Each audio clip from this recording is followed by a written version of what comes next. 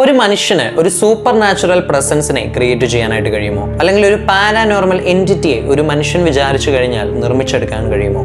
Usually നമ്മുടെ answer എന്ന് പറയുന്നത് നോ എന്നായിരിക്കും. കാരണം സൂപ്പർ നാച്ചുറൽ പ്രസൻസ് എന്ന് പറയുന്നത് ലോകത്തിന് വിപരീതമായിട്ടുള്ള അല്ലെങ്കിൽ മനുഷ്യന് ചിന്തിക്കാവുന്നതിലും അപ്പുറമുള്ള ഒരു അദൃശ്യ ശക്തിയായിട്ടാണ് നമ്മളൊക്കെ കണ്ടുകൊണ്ടിരിക്കുന്നത്. ഇവയെ ക്രിയേറ്റ് ചെയ്യുക എന്ന് പറയുന്നത് ഹ്യൂമൻസിന് ഇംപോസിബിൾ ആയിട്ടുള്ള ഒരു കാര്യമാണ്. കാരണം ലോകത്തിൽ ഇന്നുണ്ട് എന്ന് വിശ്വസിച്ചുകൊണ്ടിരിക്കുന്ന ഒരു നെഗറ്റീവ് എനർജി അല്ലെങ്കിൽ ഒരു നെഗറ്റീവായിട്ടുള്ള ഒരു അദൃശ്യ ശക്തിയാണ് സൂപ്പർ നാച്ചുറൽ പ്രസൻസ് എന്ന് നമ്മൾ വിശേഷിപ്പിക്കുന്നത്. എന്നാൽ ഇന്നത്തെ ഒരു വീഡിയോയിലൂടെ ഞാൻ പറയാനായിട്ട് പോകുന്നത് 8 സുഹൃത്തുക്കൾ ചേർന്നിട്ട് ഒരു ആത്മാവിനെ ക്രിയേറ്റ് ചെയ്ത ഒരു കഥയെക്കുറിച്ചിട്ടാണ്. ഇത് കേവലം ഒരു ഫാന്റസി കഥയല്ല, മറിച്ച് 1972 നടന്നിട്ടുള്ള വളരെയധികം ഫേമസ് ആയിട്ടുള്ള ഫിലിപ്പ് എക്സ്പെരിമെന്റ് എന്ന് പറയുന്ന ഒരു എക്സ്പെരിമെന്റ് ആണ്. എന്താണ് ഈ ഒരു എക്സ്പെരിമെന്റിലൂടെ സംഭവിച്ചത് എന്നുള്ള കാര്യത്തെ പറ്റിയിട്ടൊക്കെ വിശദമായി തന്നെ നമുക്ക് പരിശോധിക്കാം. നിങ്ങളെ ഞാൻ ക്ഷണിക്കുന്നു രഹസ്യങ്ങളുടെ മാന്ത്രിക ലോകത്തേക്ക്. Welcome back to the secret book.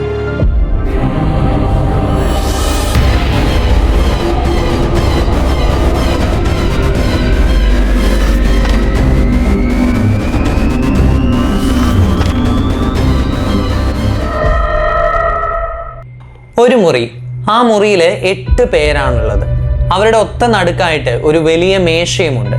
എന്നാൽ എന്തിനു വേണ്ടിയാണ് ഈ 8 പേര് ആ ഒരു മുറിക്കുള്ളിൽ ഒത്തുകൂടിയത് എന്ന് വെച്ച് കഴിഞ്ഞാൽ അവർക്ക് പ്രേതങ്ങളെ കാണണം എന്നതായിരുന്നു അവരുടെ ഉത്തരം എന്ന് പറയുന്നത്.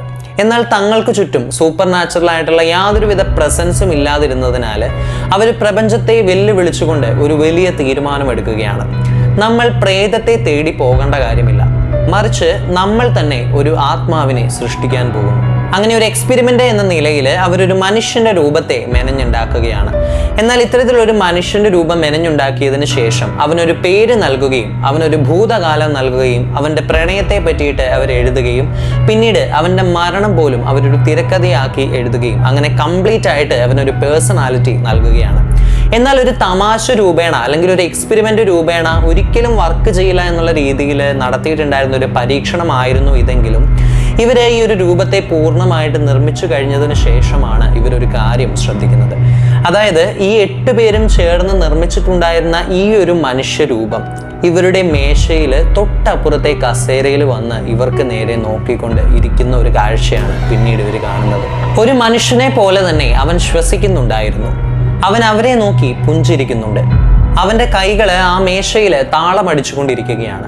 എന്നാൽ ഇവയിൽ ഏറ്റവും കൂടുതൽ ഭയപ്പെടുത്തുന്ന ഒരു കാര്യം എന്തായിരുന്നു എന്ന് വെച്ച് കഴിഞ്ഞാൽ ആ 8 പേരോടും കൂടി ആയിട്ട് ആ ഒരു രൂപം സംസാരിക്കാനായിട്ട് തുടങ്ങുകയാണ്. ഈ ഒരു സമയത്താണ് തങ്ങൾ ചെയ്തിട്ടുണ്ടായിരുന്നത് വലിയൊരു മിസ്റ്റേക്ക് ആണ് എന്നൊരു കാര്യത്തെക്കുറിച്ച് ആ 8 പേർക്കും ഒരു അറിവ് ലഭിക്കുന്നത്.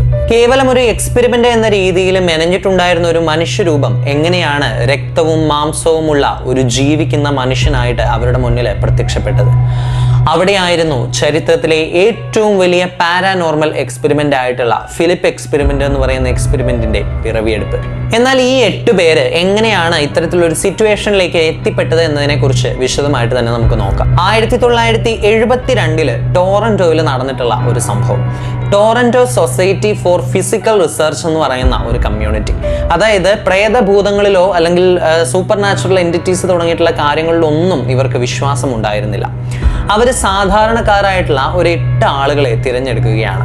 8 ആളുകൾ എന്ന് പറഞ്ഞു കഴിഞ്ഞാൽ വളരെയധികം സാധാരണക്കാരായിട്ടുള്ള, അതായത് ജോലി ചെയ്ത് മുന്നോട്ട് പോയിക്കൊണ്ടിരിക്കുന്ന സയന്റിസ്റ്റുകൾ, ഡോക്ടേഴ്സ് തുടങ്ങി വിദ്യാർത്ഥികൾ, അധ്യാപകര്, ഇത്തരത്തിലെ വളരെയധികം സാധാരണ രീതിയിൽ ജോലി ചെയ്ത് മുന്നോട്ടേക്ക് പോകുന്ന പ്രത്യേക സിദ്ധികളോ കാര്യങ്ങളോ ഒന്നും തന്നെ ഇല്ലാത്ത 8 പേരെയാണ് അവർ ഈ ഒരു എക്സ്പെരിമെന്റ് നടത്താനായിട്ട് തിരഞ്ഞെടുത്തുകൊണ്ടിരുന്നത്. എന്നാൽ ഇവരുടെ തലവനായിട്ടുള്ള ഡോക്ടർ ഐറിസ് ഓവൻ എന്ന് പറയുന്ന ഡോക്ടർ ഇവരോടൊരു കാര്യം പറഞ്ഞിട്ടുണ്ടായിരുന്നു. സൂപ്പർ നാച്ചുറൽ എൻറ്റിറ്റീസ് അല്ലെങ്കിൽ പ്രേതം, ഭൂതം എന്നൊക്കെ പറയുന്നത് മനുഷ്യ മനസ്സിന്റെ വിശ്വാസത്തിന്റെ പ്രതിഫലനം മാത്രമാണ്. അതിനാൽ തന്നെ നമുക്കൊരു വിശ്വാസം ക്രിയേറ്റ് ചെയ്യാം. ആ ഒരു വിശ്വാസത്തിൽ നിന്ന് പ്രേതം ഉടലെടുക്കും എന്നുള്ള ഒരു കാര്യമായിരുന്നു അവരോട് ആ ഒരു ഡോക്ടർ പറഞ്ഞിട്ടുണ്ടായിരുന്നത്. അങ്ങനെ അവർ 8 പേരും ഒരു വലിയ മേശയ്ക്ക് ചുറ്റും ഒരു മുറിക്കുള്ളിൽ ഇരിക്കുകയാണ്. അതിനുശേഷം അവർ ആ ഒരു രൂപത്തെ മെനഞ്ഞുണ്ടാക്കി. എന്നാൽ ആദ്യ ആഴ്ചകളിലൊക്കെ വളരെയധികം കളി തമാശയായ രീതിയിൽ ആ ഒരു രൂപത്തെ കളിയാക്കിക്കൊണ്ടും വളരെയധികം നോർമലൈസ് ചെയ്തുകൊണ്ടും ഒക്കെ ആ 8 പേര് ഓരോ ആഴ്ചകൾ കടന്നു പോവുകയാണ്. അങ്ങനെ അവന് ഒരു പേരും നൽകി. ഫിലിപ്പ് എന്നായിരുന്നു ആ ഒരു രൂപത്തെ ആ 8 പേരോട് ചേർന്ന് വിളിച്ചിട്ടുണ്ടായിരുന്നത്. അങ്ങനെ ആ ഒരു രൂപത്തിന് അവരൊരു ഐഡന്റിറ്റി നൽകുകയാണ്. ഫിലിപ്പ് എയിൽസ്ഫോർഡ്. 17-ാം നൂറ്റാണ്ടിലെ ഒരു ബ്രിട്ടീഷ് പ്രഭു. അവൻ്റെ മുമ്പിൽ വെച്ച് തന്നെ, അതായത് ആ ഒരു രൂപത്തിൻ്റെ മുൻപിൽ വെച്ച് തന്നെ ആ ഒരു രൂപത്തിൻ്റെ ഇമേജുകളെല്ലാം അവർ ഡ്രോ ചെയ്യുമായിരുന്നു. കൂടാതെ ആ ഒരു വ്യക്തി, ഫിലിപ്പ് എയ്ൽസ്ഫോർഡ് എന്ന് പറയുന്ന ഒരു വ്യക്തി ആയിട്ടാണ് അവർ ആ ഒരു രൂപത്തെ കണ്ടുകൊണ്ടിരുന്നത്. അവൻ എങ്ങനെയായിരുന്നു ഇതിനു മുൻപേ താമസിച്ചുകൊണ്ടിരുന്നത്, അവൻ്റെ വീട് എങ്ങനെയായിരുന്നു, അവൻ്റെ ജീവിത സാഹചര്യങ്ങൾ എങ്ങനെയായിരുന്നു എന്നതിനെ പറ്റിയിട്ടൊക്കെ ഇവർ കൃത്യമായിട്ട് ഒരു സ്റ്റോറി മെനയുകയും അതിനെ പറ്റിയിട്ട് റിയൽ ആയിട്ട് ഇത്തരത്തിലുള്ള ഒരു പേഴ്സണാലിറ്റി ഉണ്ടായിരുന്നു എന്നുള്ള രീതിയിൽ അവർ ചർച്ച ചെയ്യാനും ആരംഭിക്കുകയാണ്. അങ്ങനെ ഏതാനും ദിവസങ്ങൾ കഴിഞ്ഞു പോയപ്പോഴേക്കും ഈ ഒരു തുടർച്ചയായിട്ടുള്ള ഇത്തരത്തിലുള്ള ബിഹേവിയേഴ്സ് കാരണം ആ ഫിലിപ്പ് എന്ന് പറയുന്ന ആ ഒരു രൂപം അവരുടെ ഒരു അംഗമായിട്ട്, അല്ലെങ്കിൽ അവരുടെ കൂടെയുള്ള ഒരു സാന്നിധ്യമായിട്ട് മാറിയിട്ടുണ്ടായിരുന്നു. കേവലം ഒരു പേര്, കേവലം ഒരു രൂപം എന്നതിലുപരിയായിട്ട് അവരുടെ കൂടെയുള്ള ഒരു സാന്നിധ്യം എന്ന രീതിയിലായിരുന്നു പിന്നീട് ഫിലിപ്പ് എന്ന് പറയുന്ന ഈ ഒരു രൂപത്തെ അവർ ട്രീറ്റ് ചെയ്തിട്ടുണ്ടായിരുന്നത്. അങ്ങനെ മാസങ്ങൾ കടന്നു പോവുകയാണ്. ഫിലിപ്പ് എന്ന് പറയുന്നത് ഈ ഒരു സമയമായപ്പോഴേക്കും അവരുടെ റൂമിലുള്ള ഒരു 9ാമത്തെ അംഗത്തെ പോലെ അവർക്ക് മാറിയിട്ടുണ്ടായിരുന്നു. കാരണം ആ ഒരു രീതിയിലായിരുന്നു ഫിലിപ്പ് എന്ന് പറയുന്ന ഒരു പാവയെ അവർ ട്രീറ്റ് ചെയ്തിട്ടുണ്ടായിരുന്നത്. അങ്ങനെ മുറിയിലെ ലൈറ്റുകളെല്ലാം പൂർണ്ണമായിട്ട് അണച്ചതിന് ശേഷം മെഴുകുതിരിയുടെ വെട്ടത്തിൽ അവർ ഫിലിപ്പിനെ വിളിക്കുകയാണ്.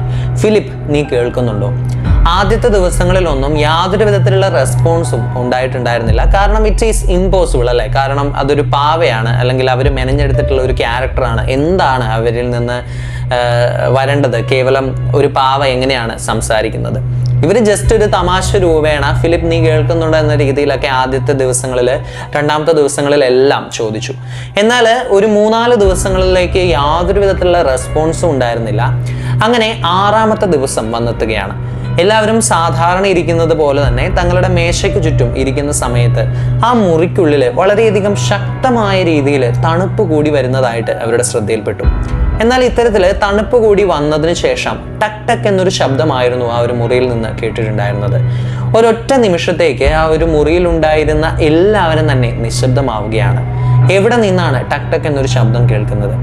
ആ ഒരു സമയത്ത് ഫിലിപ്പ്, അത് നീയാണോ എന്നൊരു കാര്യം തമാശ രൂപേണ ആ ഒരു രൂപത്തോട് അവർ ചോദിക്കുകയാണ്. ആ ഒരു സമയത്താണ് അവർ അക്ഷരാർത്ഥത്തിൽ ഞെട്ടിത്തരിക്കുന്നത്. അതേ എന്നൊരു മറുപടി ഫിലിപ്പിന്റെ ഭാഗത്തു നിന്ന് വരുന്നു. ടക് ടക് എന്ന ശബ്ദം കേട്ടിട്ടുണ്ടായിരുന്നത് ഫിലിപ്പിന്റെ ഭാഗത്തു നിന്നായിരുന്നു. ഫിലിപ്പ് മേശയിൽ താളമടിച്ച ശബ്ദമായിരുന്നു അവർ കേട്ടിട്ടുണ്ടായിരുന്നത്. അവരെല്ലാവരും അക്ഷരാർത്ഥത്തിൽ ഞെട്ടിത്തരിക്കുകയാണ്. കാരണം ബാക്കിയുള്ള ഒരാളുടെ പോലും കൈ മേശയിൽ തൊട്ടിട്ട് പോലും ഉണ്ടായിരുന്നില്ല.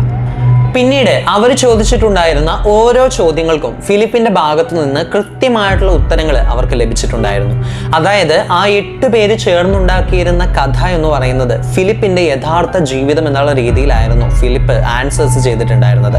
അവർ മെനഞ്ഞ കള്ളങ്ങളെല്ലാം ഫിലിപ്പിന്റെ ജീവിതത്തിൽ യഥാർത്ഥമായി നടന്നു എന്ന രീതിയിലുള്ളൊരു കോൺവെർസേഷൻസ് ആയിരുന്നു ഫിലിപ്പിന്റെ ഭാഗത്തു നിന്ന് അവർക്ക് കേൾക്കാൻ കഴിഞ്ഞിട്ടുണ്ടായിരുന്നത്. ശാസ്ത്രലോകം ഇതിനൊരു പേര് നൽകിയിട്ടുണ്ടായിരുന്നു, ഐഡിയോ മോട്ടോർ എഫക്റ്റ്. അതായത് ചില സമയത്ത് നമ്മുടെ പേശികൾ നമ്മൾ പോലും അറിയാതെ ചെയ്യുന്ന ചില ചലനങ്ങൾ. എന്നാൽ ഫിലിപ്പ് എക്സ്പെരിമെന്റിൽ മാത്രം നടന്നിട്ടുണ്ടായിരുന്നത് ഈ ഒരു ഐഡിയോ മോട്ടോർ എന്ന് പറയുന്ന ഒരു എഫക്റ്റ് ആയിരുന്നില്ല. കാരണം അവര് ആ ഒരു മുറിക്കുള്ളിൽ വെച്ചിരുന്ന ആ ഒരു മേശ ഒരടിയോളം ഉയർന്നു പൊങ്ങുകയും ആ ഒരു മുറിക്കുള്ളിൽ ഉണ്ടായിരുന്ന ആളുകൾക്ക് നേരെ പാഞ്ഞടുക്കുകയും ഒക്കെ ചെയ്തിട്ടുണ്ടായിരുന്നു. ഇവയൊക്കെ കേവലം ഐഡിയോ മോട്ടോർ എഫക്റ്റ് എന്ന് പറയുന്ന ഒരു തിയറി വെച്ചിട്ട് നമുക്ക് അളക്കാൻ കഴിയുന്ന കാര്യങ്ങളായിരുന്നില്ല. ആ ഒരു മുറിക്കുള്ളിൽ ഒരു സൂപ്പർ നാച്ചുറൽ പ്രസൻസ് തന്നെയായിരുന്നു. അതായത് 8 ആളുകൾ ചേർന്നിട്ട് ഒരു സൂപ്പർ നാച്ചുറൽ എൻറ്റിറ്റിയെ ക്രിയേറ്റ് ചെയ്യുകയായിരുന്നു. അങ്ങനെ ഏതാനും ദിവസങ്ങൾ കഴിഞ്ഞപ്പോൾ ഫിലിപ്പിന്റെ സ്വഭാവം നല്ല രീതിയിൽ തന്നെ മാറാനായിട്ട് ആരംഭിച്ചു. ചില സമയത്ത് പെട്ടെന്ന് ദേഷ്യപ്പെടുകയും അതുപോലെ തന്നെ പെട്ടെന്ന് തന്നെ ശാന്തനാവുകയും തുടങ്ങിയിട്ട് ഒരുപാട് സൂപ്പർ നാച്ചുറൽ ആയിട്ടുള്ള, അല്ലെങ്കിൽ ഒരുപാട് വൈകൃതമായിട്ടുള്ള സ്വഭാവങ്ങൾ ഫിലിപ്പിന്റെ ഭാഗത്തുനിന്ന് കാണിക്കാനായിട്ട് തുടങ്ങി. അതുപോലെ തന്നെ ഫിലിപ്പിനെ പറ്റി എഴുതിയിട്ടുണ്ടായിരുന്ന, അല്ലെങ്കിൽ ഫിലിപ്പിനെ പറ്റി അവർ മെനഞ്ഞിട്ടുണ്ടായിരുന്ന കഥകളിൽ അവർ വരുത്തുന്ന മാറ്റങ്ങളെല്ലാം പൂർണ്ണമായിട്ട് ഫിലിപ്പ് അംഗീകരിക്കുമായിരുന്നു. അതായത് ഫിലിപ്പിന് സ്വന്തമായിട്ട് ഒരു അസ്തിത്വം ഇല്ല എന്നത് തന്നെ യാഥാർത്ഥ്യം. അവരുടെ മനസ്സിൽ അവർ എന്താണോ ചിന്തിക്കുന്നത് അത് തന്നെയാണ് ഫിലിപ്പിന്റെ ജീവിതം എന്നുള്ളത്. അതായത് സ്വന്തമായിട്ട് ഫിലിപ്പിന് ഒരു ജീവിതമില്ല. അവരെന്താണ് നിയന്ത്രിക്കുന്നത്, അല്ലെങ്കിൽ അവരെന്താണ് അവന്റെ കഥയിൽ എഴുതി ചേർക്കുന്നത്, അത് തന്നെയാണ് ഫിലിപ്പിന്റെ ബിഹേവിയർ എന്ന് പറയുന്നത്. അങ്ങനെ ഒരു ദിവസം ഈ 8 പേരും ചേർന്നിട്ട് ഫിലിപ്പിനോട് ഒരു ചോദ്യം ചോദിക്കുകയാണ്, നീ ആരാണ്?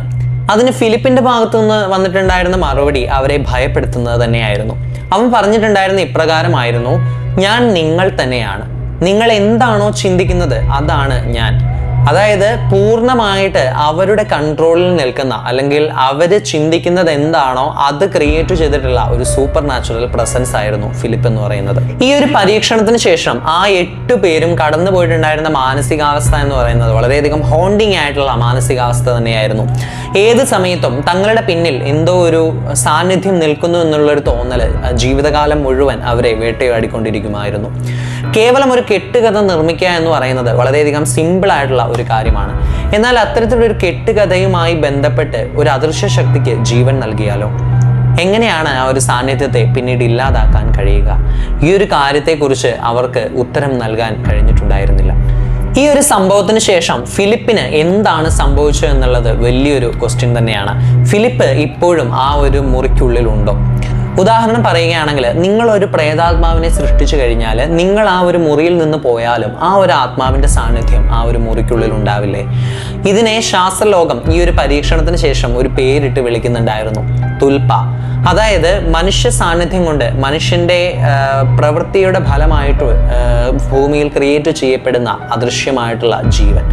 എന്താണ് ഇതിൻ്റെയൊക്കെ യാഥാർത്ഥ്യം? അല്ലെങ്കിൽ ഈ ഒരു എക്സ്പെരിമെൻ്റ് നടന്നതിന് ശേഷം ഫിലിപ്പിന് എന്താണ് സംഭവിച്ചത്, ആ 8 പേർക്ക് എന്താണ് സംഭവിച്ചത് എന്നതൊക്കെ വലിയൊരു മിസ്റ്ററി ആയിട്ട് തന്നെ ഇന്നും തുടർന്നുകൊണ്ടിരിക്കുകയാണ്. എന്താണ് ഇതിനകത്ത് യഥാർത്ഥമായിട്ട് സംഭവിച്ചെന്ന കാര്യത്തെ പറ്റിയിട്ടൊന്നും യാതൊരു വിധത്തിലുള്ള അപ്ഡേഷൻസും ഇന്നും നമുക്ക് അവൈലബിൾ അല്ല. ഫിലിപ്പ് എക്സ്പെരിമെന്റ് എന്ന് പറയുന്ന ഈ ഒരു എക്സ്പെരിമെന്റ് ഇന്നും ചരിത്രത്തിലെ ഏറ്റവും ഡേഞ്ചറസ് ആയിട്ടുള്ള ഒരു പാരാനോർമൽ എക്സ്പെരിമെന്റ് എന്നുള്ള രീതിയിലാണ് അറിയപ്പെട്ടുകൊണ്ടിരിക്കുന്നത്. ഫിലിപ്പ് എക്സ്പെരിമെന്റ് നമ്മളോട് പറഞ്ഞു വയ്ക്കുന്ന ഒരു കാര്യമുണ്ട്. നമ്മൾ എന്തിനെയാണോ ഏറ്റവും കൂടുതൽ ഭയപ്പെടുന്നത് അതിനെ നമ്മൾ തന്നെ സൃഷ്ടിക്കുകയാണ് എന്നുള്ള ഒരു കാര്യം. നമ്മൾ കേൾക്കുന്ന ശബ്ദങ്ങളും നമ്മൾ കാണുന്ന വിചിത്രമായിട്ടുള്ള നിഴലുകളും രൂപങ്ങളും ഒക്കെ നമ്മുടെ തലച്ചോറിൻ്റെ കളികൾ മാത്രമായിരിക്കുമോ? അതോ നമ്മുടെ ഉള്ളിലെ ഭയം ജീവൻ നൽകുന്ന ഫിലിപ്പ് പോലെയുള്ള രൂപങ്ങളാണോ? ഇതിനെ പറ്റിയിട്ടുള്ള നിങ്ങളുടെ അഭിപ്രായങ്ങൾ തീർച്ചയായിട്ടും കമൻറ്റ് ചെയ്യുക. ഇത്തരത്തിലുള്ള ഇൻട്രസ്റ്റിംഗ് ഹൊറർ വീഡിയോസിനായിട്ട് സീക്രട്ട് ബുക്ക് എന്ന് പറയുന്ന നമ്മുടെ കമ്മ്യൂണിറ്റിയിൽ നിങ്ങൾക്ക് ജോയിൻ ചെയ്യാം. സോ മറ്റൊരു വീഡിയോയുമായി see you in the next chapter. Until then, it's me Jaswin from Secret Book, signing off.